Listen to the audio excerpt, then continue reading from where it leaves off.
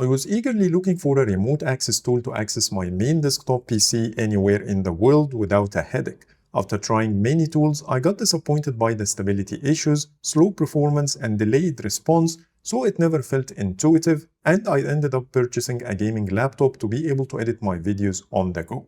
But recently, StarDesk reached out to me to review their free remote access tool. After giving it a shot, I found that it's exactly what I was looking for. So let me show you how you can get a reliable and secure remote access between your devices using StarDesk.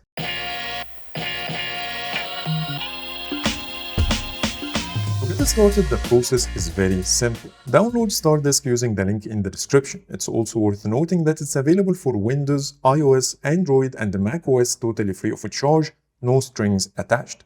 So let's download and set up the Windows version on my main PC by just following the typical installation wizard to get it up and running.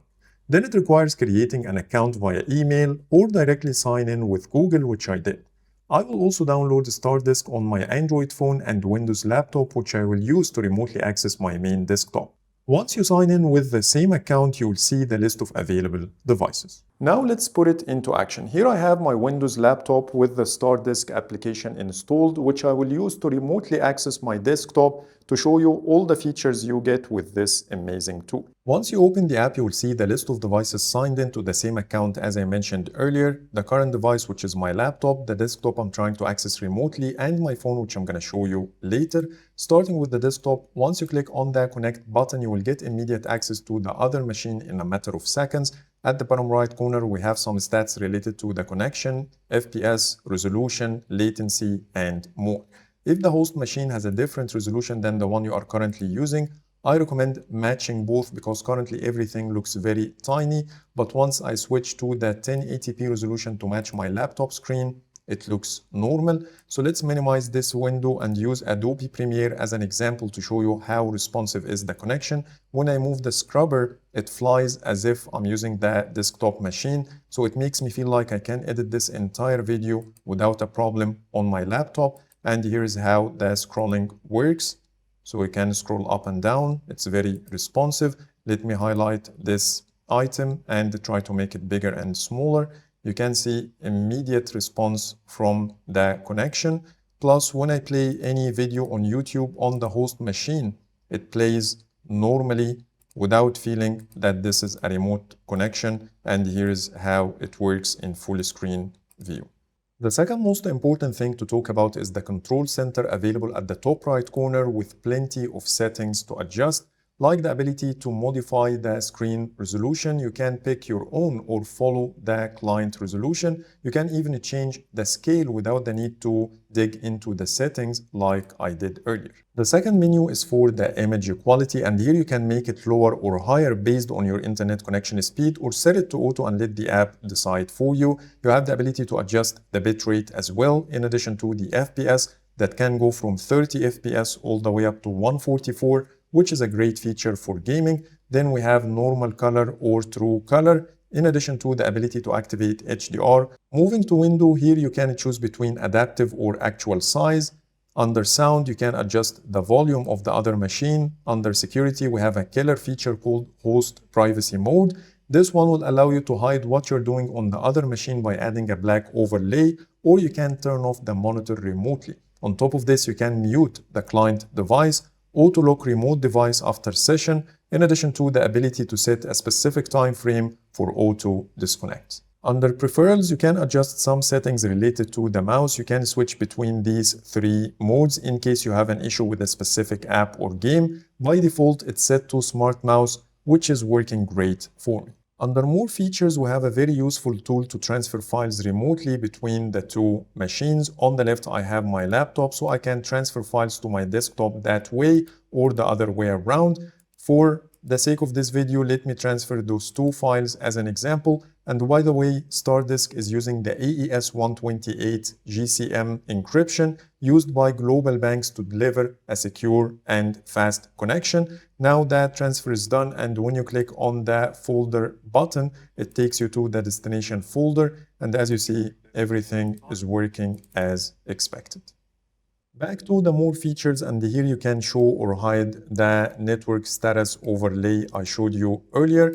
You have the ability to hide the floating ball in full screen mode, which you can also activate from here. I also tried the gaming performance playing GTA 5 enhanced on 1080p. The experience was very smooth, no lag or delays, and everything was working as if I'm on my desktop PC, which is impressive. Wrong profession! Dumb cops! Don't be an You're done! Get out of the way!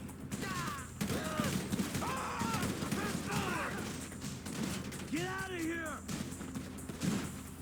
They answered the wrong call! Now it's time to show you some pro tips that will make your life easier. The first one is the universal clipboard support, so you can copy text between the two machines as you normally would, and the same applies to files. So I'm gonna copy this image and simply paste it on the local machine, and it works just fine. The second feature is under the StarDesk app settings. There is a toggle called Allow Remote Boot to remotely turn on the other device, but it requires a LAN connection and activating the Wake on LAN feature under the BIOS settings of the remote machine. This is very handy if you don't want to keep it turned on all the time. From this page, you can also turn on the Keep Computer Awake toggle to prevent the system from sleeping while the app is running. You can change the default path for transferred files, and finally enable the PIN input if you are accessing your machine from a tablet. Talking about tablets and smartphones, StarDesk will give you the same exact functionality I talked about in the desktop version, in addition to some other features that will make controlling your PC using a touchscreen much easier. The default way is to use the touch mode that supports pinch to zoom, and you can drag to navigate the screen, then tap on the items to immediately control your other machine. Plus, you have the ability to use two fingers to start scrolling like this. Or you can switch to the cursor mode under the control panel, and this one will give you a cursor that you can control by dragging your finger. And here you have the left and right click overlaying on the screen, in addition to a scroll bar for easier scrolling. And if you want to play your PC games remotely on your mobile phone or tablet, you can enable the key mapping option under the control panel, which mimics real controllers by overlaying the buttons on the screen. And here you have plenty of presets to choose from. In this case, I'm using the Xbox controller. This will allow me to play AAA PC games on my mobile phone, which never been the case before. Even the controller's haptic feedback, you can feel it on your phone using its own haptic engine, which is a really cool feature. I also tested the StarDesk outdoors by going to a cafe, connected to its Wi-Fi, did a quick speed test, and the results were within UAE's average, 208 megabit per second download and 23 upload. In this scenario, Adobe Premiere Pro was working absolutely fine. The timeline was very responsive, no delay or lag, and the scrolling was perfect, which means I can edit my videos remotely without a problem. Gaming-wise, I tried to play Delta Force in this scenario at 1080p 60 FPS. The game was working perfectly well with no dropped frames, lag, or delays.